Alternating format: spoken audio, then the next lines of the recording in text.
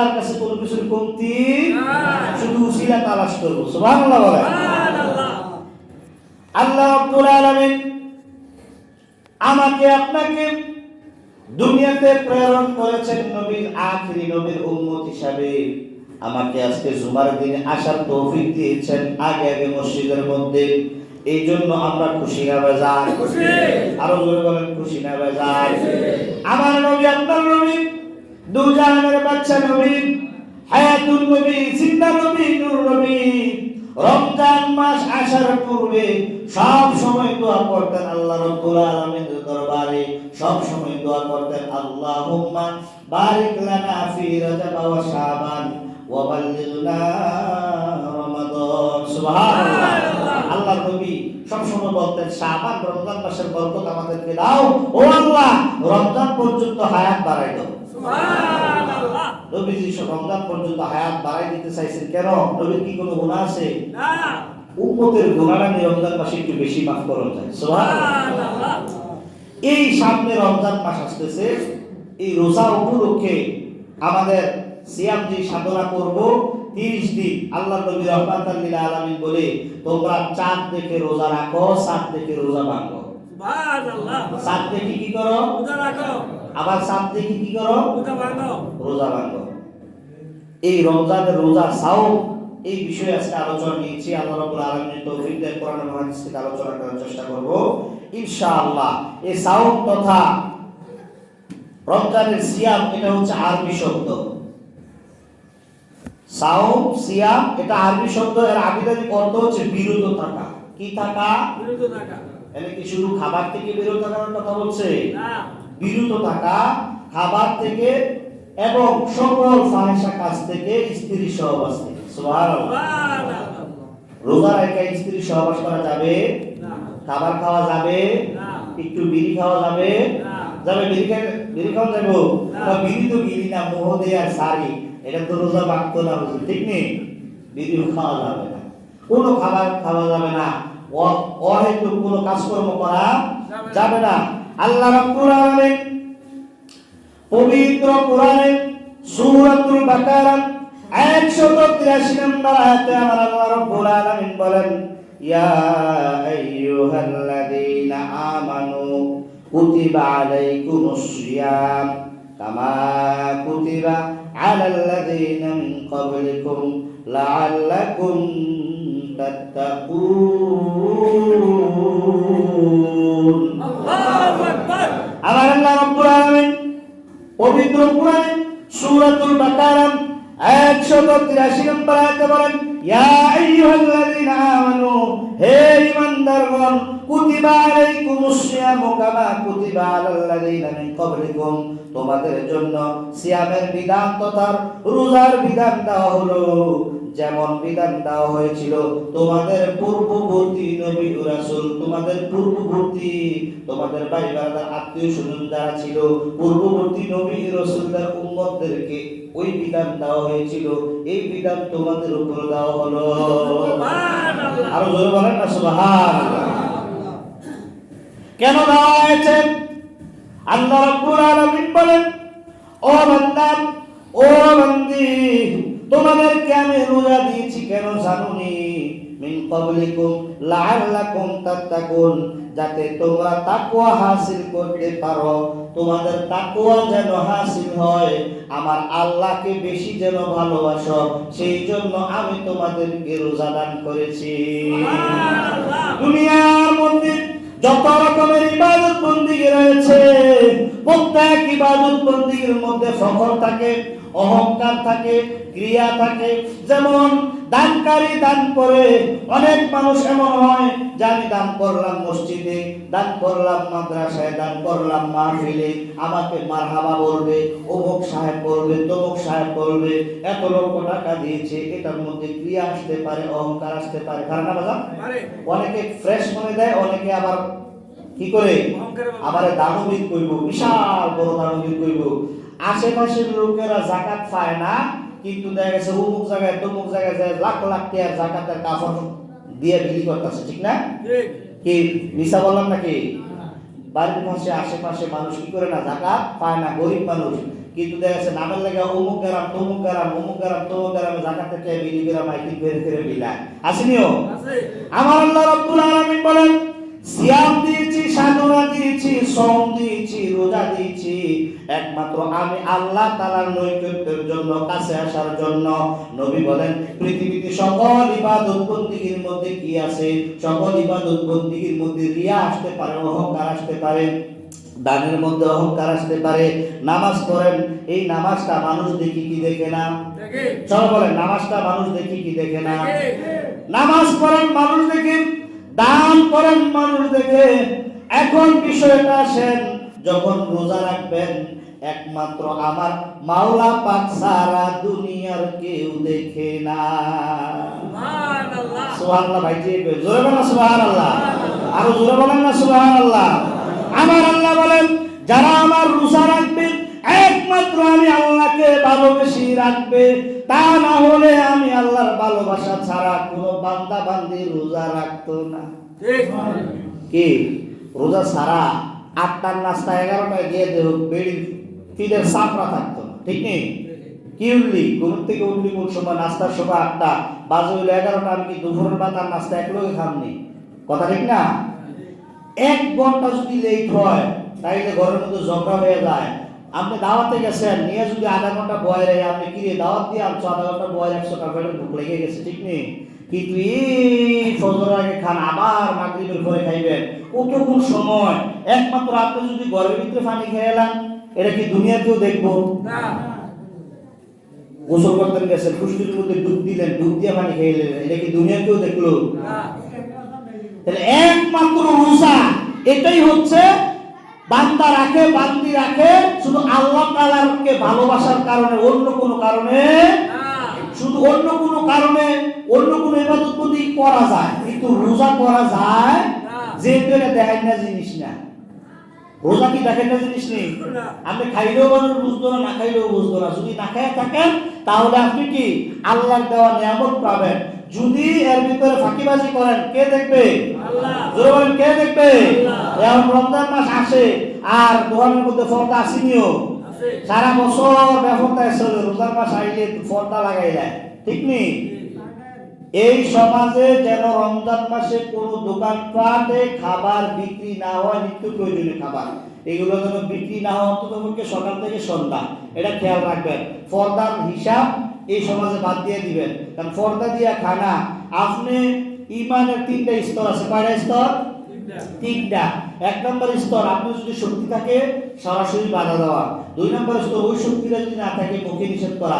3 নম্বর ওই শক্তিটাও মুখে নিষেধ করলেও যদি আপনি কোনি খাওয়ার ভয় থাকে, যে আমি যদি ওর ফারুক সাহেবের কিছু আমার একেবারে বাড়াই দেবো, তাইলে মনে মনে ফারুক সাহেবকে ঘৃণা করতে হবে। মনে মনে কি করতে হবে? ঘৃণা করতে হবে। আমি না রাখবেন না, মানে বিষয়টা হলো যে আমাদের ইমানের স্তর 3টা। প্রথমত সরাসরি বাধা, ইসলাম বিরোধী কোনো কার্যক্রম সরাসরি বাধা। 2 নাম্বার হচ্ছে তার মুখে বইলা দেওয়া। 3 নাম্বার হচ্ছে এটাও ভালো লাগে না, তাহলে মনে মনে ঘৃণা করবেন, এই লোকটা রোজা রাখে না, এই লোকটা বেরাস্তা, এই লোকটা বেনমাজি, এর মনে মনে কি করতে হবে? ঘৃণা করতে হবে। এটা ইমানের 3টি স্তর। এরপরও যদি আল্লাহকে আরে নামাজ না পড়লে না আইও চা খাই, তাইলে আপনার ইমানের মধ্যে কি আছে? বেজাল আছে। আমার আল্লাহ রাব্বুল আলামিন বলেন শাহরুর রমাদান আল্লাযী উনজিলা ফীহিল কুরআন হুদাল লিন-নাসি ওয়া বাইয়িনাতিন মিনাল হুদা ওয়াল ফুরকান ফামান শাহিদা মিনকুমুশ শাহরা ফালইয়াসুম। আমার আল্লাহ রাব্বুল আলামিন বলে রমজান মাস, এতে মানুষের দিশারি এবং সৎ পথে স্পষ্ট নির্দেশনা আমি দিয়েছি। সুবহানাল্লাহ। যারা সত্যবাদী, সৎ পথে চলে, তারাই একমাত্র রমজানের রোজাগুলা রাখবে। বলেন আল্লাহু আকবার। শুধু তাই না, আমার আল্লাহ রাব্বুল আলামিন পবিত্র কোরআনে এই রোজার ব্যাপারে বলেন ফামান শাহিদা মিনকুমুশ শাহরা ফালইয়াসুম। সুতরাং তোমাদের মধ্যে যারা এই মাস পাবে তারা যেন এই মাসে সিয়াম পালন করে। সূরাতুল বাকারা আয়াত হচ্ছে 185। আল্লাহ রাব্বুল আলামিন বলেন ফামান শাহিদা মিনকুমুশ শাহরা ফালইয়াসুম। আমার আল্লাহ রাব্বুল আলামিন বলে এই মাস পাওয়ার পরে রোজা রাখার জন্য এখানে নির্দেশনা দিয়েছেন। তাহলে বোঝা গেল রোজা রাখা ফরজ। রোজা রাখা কি ফরজ? রোজা রাখা কি ফরজ? প্রথমত মানুষের জন্য কালিমা লা ইলাহা ইল্লাল্লাহর পরে নামাজ পড়া ফরজ। নামাজ পড়া কি ফরজ। গরিব ধনী মোটা বেটে খাটো কালো সাদা যা আছে সবার জন্য নামাজ পড়া কি ফরজ। মুসলমান হইছেন তো নামাজ পড়া ফরজ। আর একটা ফরজ আছে সবার জন্য আম, মুসলমান হইছেন তো রোজা রাখা ফরজ। মুসলমান হইছেন তো রোজা রাখা ফরজ। ফরজ। বালেগ হইলে রোজা রাখা কি আপনার আমার জন্য ফরজ। আরেকটা আছে যাকাত, এটা সবার জন্য ফরজ না। সবার জন্য। গরিবের জন্য যাকাত দেওয়া ফরজ, গরিব যাকাত খাবে, গরিব কি করবে যাকাত খাবে, ধনী যাকাত দিবে। আরেকটা ফরজ আছে হজ, এটাও সবার জন্য ফরজ না। তাহলে সবার জন্য আম পাবে দুইটা ফরজ। কয়টা ফরজ? এক হলো নামাজ, আরেক হলো রোজা। এক হলো নামাজ, আরেক হলো কি রোজা। এই দুইটা ফরজ আমরা আদায় করবো ইনশাআল্লাহ, সবাই আদায় করবো ইনশাআল্লাহ। আমার আল্লাহ রাব্বুল আলামিন পবিত্র কোরআনে বর্ণনা করেন, ওয়ামান কানা মারিদান আও আলা সাফারিন ফাইদ্দাতুন মিন আইয়ামিন উখর।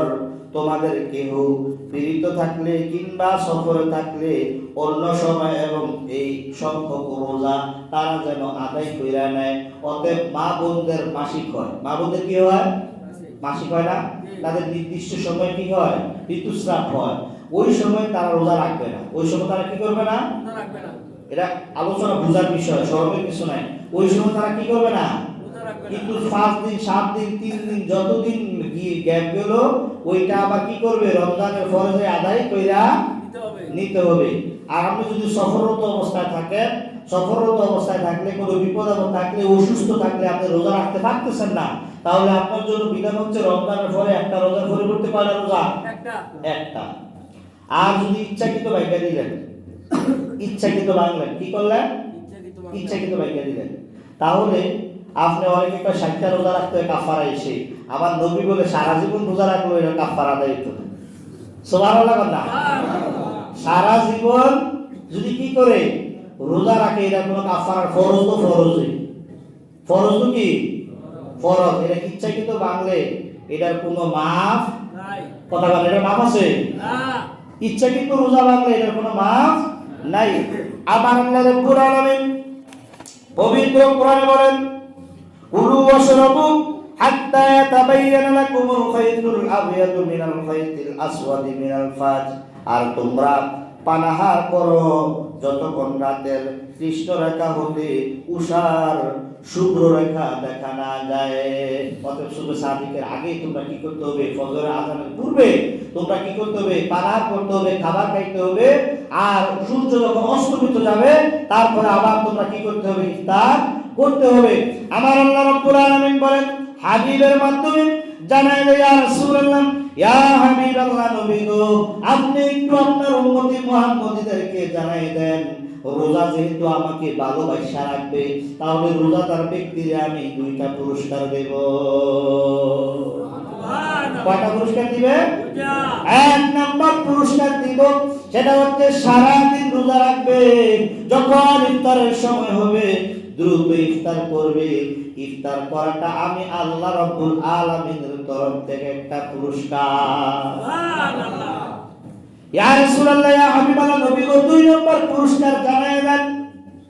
হাসর ময়দানে আমি যখন কাহার হব, কঠিন হব, ওই সময় যখন মিজানের পাল্লা দাঁড়ি পাল্লা দাঁড় করাই দিব, ওই সময়ের ভিতরে আমি আল্লাহ রাব্বুল আলামিনের জন্য 50,000 বছর যখন মানুষ দাঁড়ায় থাকবে, ওই কঠিন মুসিবতের সময় নবী জানাই দেন রোজাদার ব্যক্তিদের সাথে আমি আল্লাহ একটা রহমতি সাক্ষাৎ দিয়া দিব। সুবহানাল্লাহ। আরো জোরে বলেন না সুবহানাল্লাহ।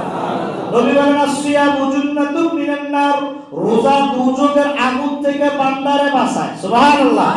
তাহলে কোন ব্যক্তি যদি রমজানে রোজা রাখে নিঃসন্দেহে বলতে পারবো রোজা রেখেছি, আল্লাহ রাব্বুল আলামিন আমার জীবনের গুনাহ রাশি ক্ষমা করে দিয়েছে। নবী বলেছেন আমার কোন উম্মতি মুহাম্মদী রমজান পাইলো, রোজা রাখলো, রোজা রাখার পরে সে তার জীবনের গুনাহ ক্ষমা করাইতে পারলো না, তার মতো হতভাগা, তার মতো অসহায় আসমানের নিচে জমিনের উপরে একজন নাই। তাইলে কপালওয়ালা যদি হইতে হয় রমজান পাইয়া গুনাহ মাফ করাইতে হবে কি হবে না?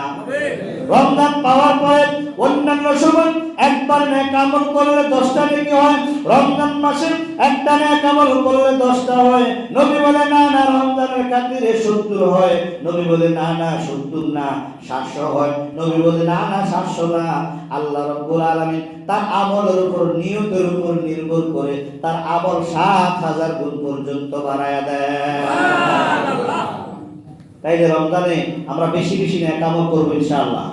করবেন ইনশাআল্লাহ? রমজানের রোজা সবাই রাখবেন ইনশাআল্লাহ। রমজানের রোজা রাখলে শুধু যে জান্নাত পাইবেন তা না, দুনিয়াতে অনেক রোগের ওষুধ, অনেক রোগের ওষুধ রোজা রাখার কারণে সারা বছর যে এমনি এমনি ডাইনে বামে যত খাবার খান, এই খাবার খাওয়ার পরে শরীরে কি হয়, এনার্জি কিছু ড্যামেজ হয়ে যায় বেশি খাইলে। অনেকে মনে করে বেশি খাইতে পারলে, অনেকে বেশি খায় দেখবেন আপনারা না, ঠিক নেই, শক্তি নেই, দৌড়াইতে না, আরেকজন কম খায়, দেখা গেছে মাছ মুন্ডা বস্তা মাথা তুলে গাড়ি তুলে লাগতেছে, নামে যাইতেছে, ঠিক না? গরিব কম খায়, স্বাস্থ্য ভালো থাকে, বড় লোক বেশি খায়, শুধু ডাক্তারের কাছে তৈরি করে, ঠিক নেই? তাহলে বেশি খাইলেও কি হয়, রোগ হয়, বেশি খাইলেও কি হয়, রোগ হয়। তাই এই রোগ থেকে ফানা পাইতে হলে অবশ্যই রমজানের রোজা রাখতে হবে।